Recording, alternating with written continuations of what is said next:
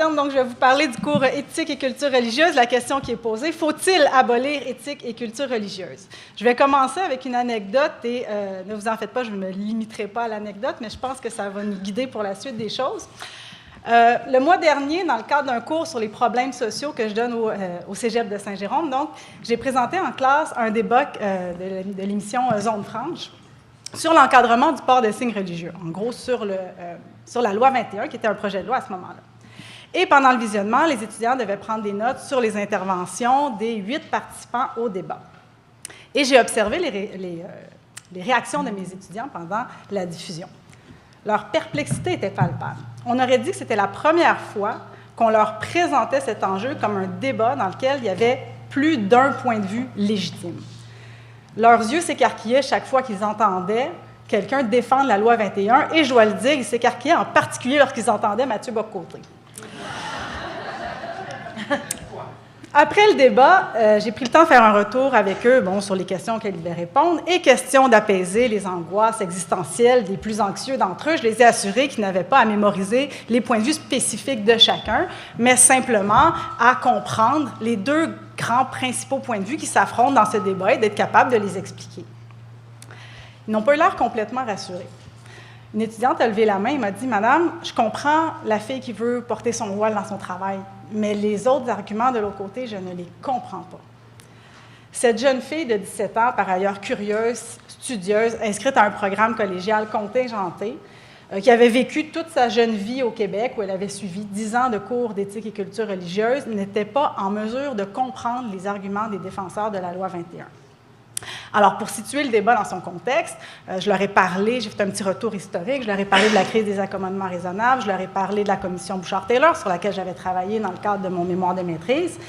Je leur ai expliqué que cette crise des accommodements raisonnables, qui s'est déroulée grosso modo de 2006 à 2008, avait commencé avec le jugement Multani sur le port du kirpan à l'école. Alors, je leur ai demandé s'ils savaient à quelle religion on pouvait associer le port du kirpan. Je me disais qu'ils pourraient au moins répondre à cette question. Et pour les aider, je leur ai dit, on est en pleine campagne électorale, c'est la religion du chef du NPD qui est en pleine campagne en ce moment, et personne n'a été en mesure de répondre. J'ai eu des réponses, c'est-tu les Arabes, les Islamiques? Donc, j'avais devant moi des étudiants pleins de bons sentiments envers les minorités religieuses, mais sans réelle culture religieuse. Autrement dit, j'avais devant moi la génération ECR. On peut difficilement blâmer les étudiants pour cette situation. Donc, dans l'étude que j'avais publiée en 2009, à l'invitation de l'IRQ, je constatais déjà que le cours ne visait pas d'abord et avant tout à transmettre des connaissances factuelles sur les religions, mais beaucoup plus à indiquer aux élèves comment se comporter en présence de la diversité religieuse. Et déjà à l'époque, le cours venait tout juste d'être mis en place, ça faisait à peine un an, plusieurs indicateurs pointaient déjà dans cette direction. Le premier, c'était les documents qui ont mené à l'adoption du programme. Il y a une série de documents. Oui, il y a un problème avec le micro? Oui, mais c'est correct. C'est moi qui vais s'en charger. Je vais m'en charger. Ça va bien aller, vous allez voir. Plus il y a de monde qui disent quoi faire, moins ça fonctionne. Bon, nouvelle tentative. Voyons voir si ça va mieux. En tout cas, j'entends plus l'écho, c'est déjà bien. Oh, il est de retour. Bon. C'est mon téléphone. Oui, je pense que oui. Ça se peut. On va y arriver, il y avait un téléphone sur la table. Ah. Désolée. Ça va. Donc, je disais qu'il y avait plusieurs documents qui avaient mené à la mise en place du cours. À partir de 1999, avec le rapport Proulx sur la place de la religion à l'école, on venait tout juste d'abolir les commissions scolaires confessionnelles pour les remplacer par les commissions scolaires linguistiques. Et donc, on se dirigeait, on était dans un processus de laïcisation. Et donc, on se demandait que faire de la religion à l'école dans ce contexte-là, dans ce nouveau contexte de laïcisation. Et dès le rapport Proulx, donc en 1999, on disait, il ne faut surtout pas enlever la religion de l'école parce que ça ne permettrait pas aux élèves d'adopter les bonnes attitudes et les bons comportements face à la diversité religieuse. Donc, ce qu'il faut, c'est, oui, continuer de parler de religion, mais autrement. Et à partir de ce moment-là, il y a une série de documents qui ont été déposés par des commissions comités mis en place par divers ministères, par aussi le comité sur les affaires religieuses du ministère de l'Éducation, qui tous pointaient dans la même direction, donc encourager la mise en place d'un cours d'éthique et culture religieuse. Et à partir de 2006, dans le contexte de la crise des accommodements raisonnables, ces appels-là étaient de plus en plus insistants. Il y a eu d'abord le rapport Fleury, qui portait sur l'accommodement religieux en milieu scolaire, qui disait que le problème, c'était un problème de sensibilisation. Donc, il fallait sensibiliser la société, sensibiliser les parents et sensibiliser les élèves. Et que l'arrivée prochaine du cours éthique et culture religieuse serait la façon de sensibiliser les élèves aux accommodements raisonnables. Et l'année suivante, avec la commission Bouchard-Taylor, là, c'était donc Bouchard et Taylor qui invitaient le gouvernement à faire une promotion énergique du cours pour, et je les cite, « développer les aptitudes nécessaires au vivre ensemble dans le contexte d'une société diversifiée ». Donc, on avait déjà tous ces documents-là qui avaient préparé le terrain. Il y avait aussi plusieurs écrits des universitaires qui ont défendu le programme, plusieurs d'entre eux qui ont travaillé à l'élaboration du programme. J'aime bien les citer. Ce ne sera peut-être pas aussi divertissant que la citation de Mélanie Joly de tout à l'heure, mais ce sera sans doute aussi scandaleux. Commençons donc avec un ouvrage paru en 2007 qui était consacré exclusivement au programme ECR par Georges Leroux, qui soutenait que le programme devait faire en sorte que tous adhèrent à la décision de la Cour suprême donc du Canada sur le port du kirpan à l'école. Et dans une entrevue avec Jean-Pierre Proulx, paru dans la revue Formation et Profession, Leroux affirmait également que le programme devait inculquer le respect absolu de toute position religieuse et servir de thérapie aux Québécois. Donc, on avait aussi ces indicateurs-là. Et finalement, le troisième indicateur, évidemment, c'était le programme lui-même, le programme donc ministériel. Et dès le préambule du programme, on indique que le volet éthique du cours ne vise pas à enseigner une série de doctrines morales et que le volet culture religieuse ne vise pas à enseigner l'histoire et les doctrines donc des religions. Conformément à l'approche par compétences, donc qui structure l'ensemble des programmes scolaires, notamment le programme ECR, donc tout le programme est construit autour de compétences à développer, qui ne sont pas des compétences d'ordre intellectuel du type lire, écrire, compter, mais qui sont vraiment des compétences idéologiques qui sont inculquées à petite dose tout au long du parcours scolaire. La compétence centrale du programme, qui s'intitule « Pratiquer le dialogue », on dit qu'elle doit mener à l'adoption d'attitudes et de comportements favorables au vivre ensemble. Il y a également une compétence spécifique au volet culture religieuse qui est intitulée « Manifester une compréhension du phénomène religieux ». Et dans la présentation de cette compétence, on indique notamment les attentes de fin de cycle. Maintenant, les programmes, le parcours scolaire est divisé en cycles. Donc, on dit qu'au terme du premier cycle du primaire, donc quand un enfant finit sa deuxième année, on s'attend à ce qu'il nomme, et je cite le programme, il nomme des comportements appropriés à l'égard de la diversité. Donc, comme si ces comportements faisaient consensus au sein de la population. Alors, moi, mon fils est en deuxième année, donc au mois de juin, il sera capable de me nommer les comportements appropriés à l'égard de la diversité. À la fin du deuxième cycle du primaire, donc en quatrième année, il nomme diverses façons de penser, d'être ou d'agir et des comportements appropriés à l'égard de la diversité. Et finalement, au terme des études secondaires, parce que ce cours-là est offert à la fois au primaire et au secondaire, en fait, il est offert pendant tout le parcours scolaire, à l'exception de la troisième secondaire, on s'attend à ce que l'élève, donc, au terme de ces études, démontre une connaissance approfondie de certains comportements qui conviennent à l'égard de la diversité. Il y a donc une gradation des attentes envers les élèves qui doivent intérioriser progressivement le mode d'emploi ministériel sur la manière de se comporter en présence de la diversité religieuse. Mais où se trouvent les connaissances dans tout ce charabia pédago-idéologique? Réponse, en annexe. À la toute fin, et c'est pas une blague, à la toute fin du programme, j'aimerais en rire moi aussi, à la toute fin du programme, il y a donc en annexe des tableaux dans lesquels sont énumérés les grands thèmes à aborder, comme « Moi, un être vivant unique » ou encore des représentations de l'origine du monde ou encore, évidemment, des pratiques alimentaires et vestimentaires, donc associées aux diverses religions. Et le programme ne prescrit aucun contenu spécifique en lien avec ces thèmes. La colonne de contenu, c'est écrit « Exemple indicatif » et donc ce sont des listes à l'intérieur desquelles les enseignants et les rédacteurs de manuels scolaires peuvent piger, et qui termine toujours par « etc ». Donc, on choisit ce qu'on veut là-dedans. On peut sélectionner les contenus de son choix.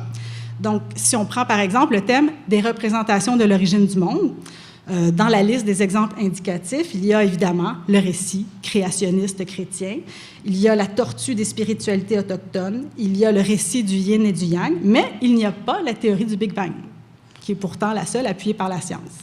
Elle n'apparaît pas dans le programme, dans la section des représentations de l'origine du monde.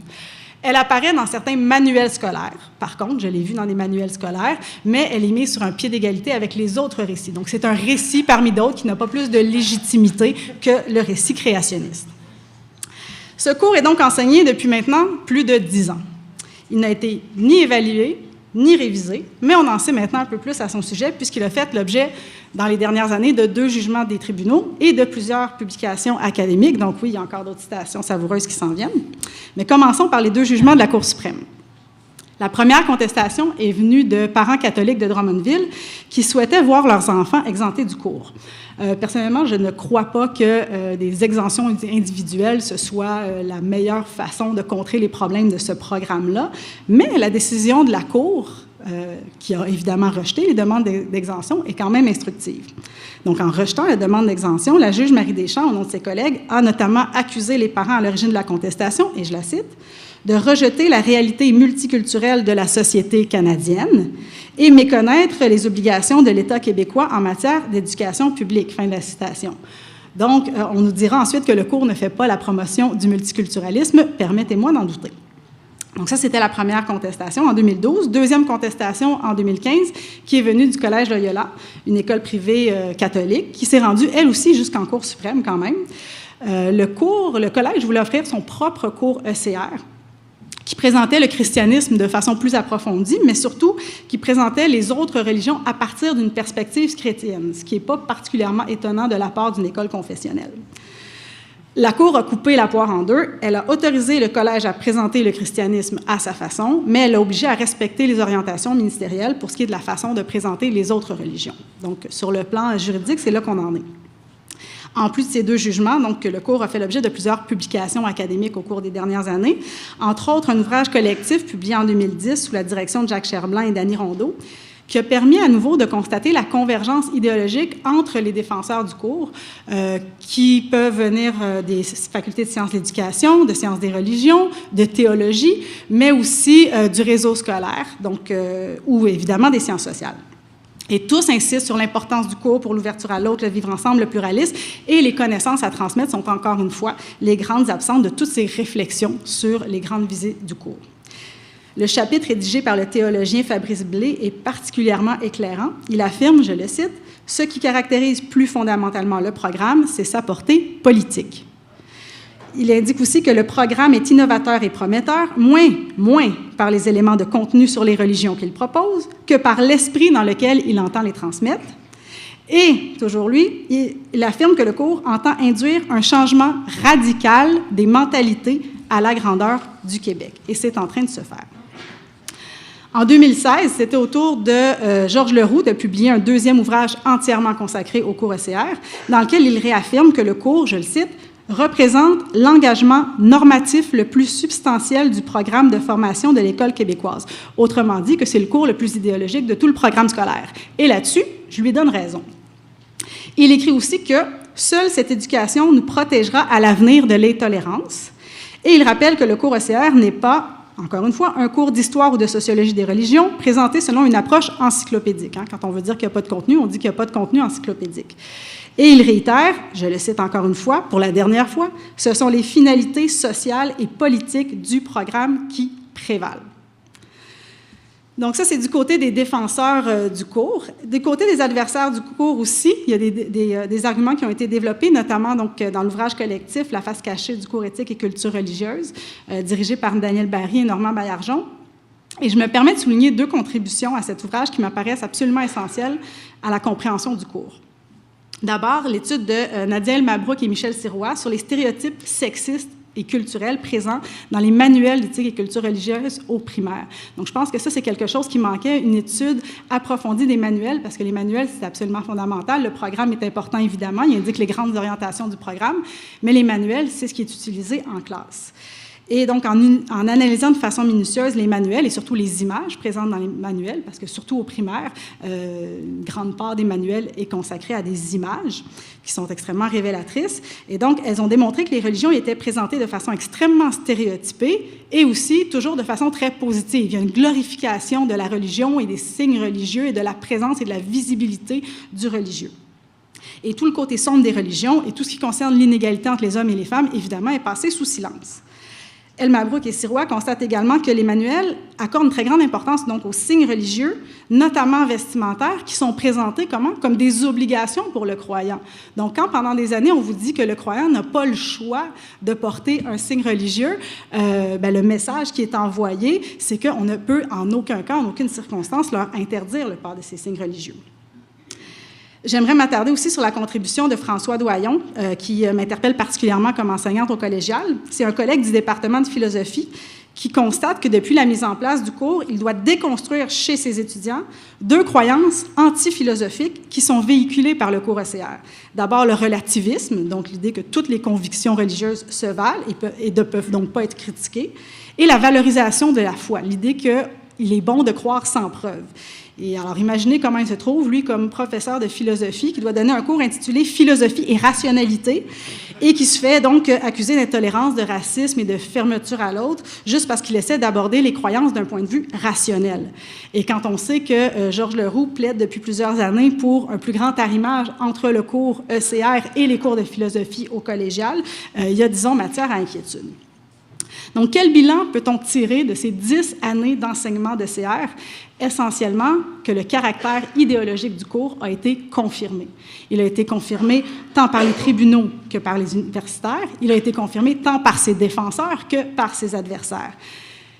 Je persiste et je signe, il s'agit d'un véritable endoctrinement et on constate dans le programme, on le constate dans les manuels et on en voit les effets dans les cégeps. D'ailleurs, plusieurs sondages récents témoignent du clivage entre la génération ECR et les autres générations. En novembre 2018, donc il y a un an, un sondage Léger Marketing révélait que les milléniaux étaient la seule génération à considérer de façon majoritaire qu'il était acceptable pour un enseignant de porter un signe religieux.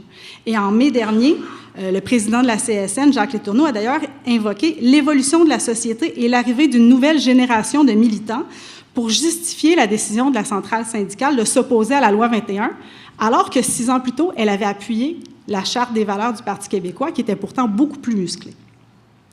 Et plus récemment, dans le cadre de la campagne électorale fédérale, les résultats de la boussole électorale de Radio-Canada révélaient que la tranche d'âge des 18-24 ans, je pense que c'est important de prendre cette tranche d'âge-là, des fois on a tendance à les noyer dans les 18-34, mais il faut s'intéresser aux 18-24, c'était donc la génération la plus fortement opposée à la loi 21. En fait, chez les répondants de cette tranche d'âge, il y avait 3 fois plus d'opposants à la loi 21 que de partisans de la loi 21. Le gouvernement Legault se trouve donc dans une situation contradictoire et, à mon avis, absolument intenable. D'un côté, il adopte une loi qui interdit le port de signes religieux de la part des employés de l'État en position d'autorité, et de l'autre, il continue de défendre un programme qui fabrique depuis plus de 10 ans une génération qui considère qu'une telle interdiction est une négation des droits fondamentaux.